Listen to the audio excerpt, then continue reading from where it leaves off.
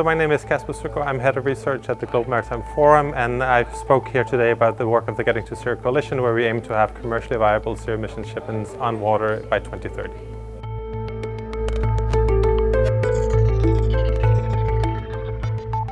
Well, I think it's important to see this as a systemic change. So we need to understand the technologies and the fuels that are needed. We need to understand how can we get this demonstrated and start scaling up. How can we bridge the competitiveness gap through policy and creating the policy framework?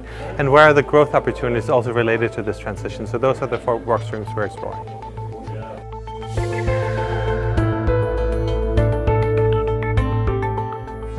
Well, I think one thing to be realized is that most of these investments will need in the fuel production side, so the big energy companies.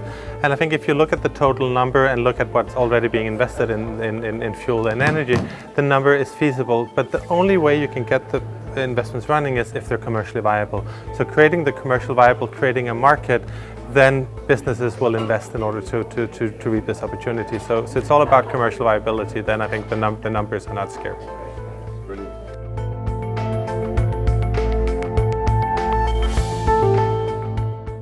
Well, I think we're in a critical junction in time. I think there are kind of 2 scenarios. Either we manage to bring all the stakeholders together across our industry, other industries, and really push forward to make a significant change. And I think that is definitely doable within the next 10 years. So we can look at saying, look, we have a clear pathway to achieving the IMO targets and decarbonizing the shipping. But of course, there's also a bleaker scenario where we don't manage to collaborate, we don't manage to get governments to help provide the right policy framework, and then we're probably in a situation where we will be stuck and we will keep hearing about the negative consequences of climate change and actually having missed the boat.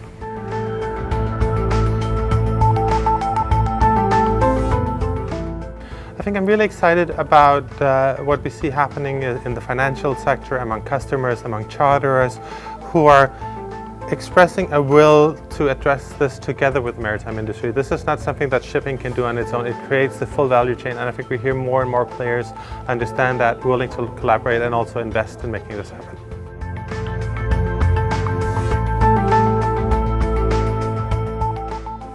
Well, I think one of the key takeaways is that there are technologies out there, and those will be explored, and so we have the technologies, but also the need to work together and actually move into action so that we start making progress today that points us toward the 2050 targets where we need to be.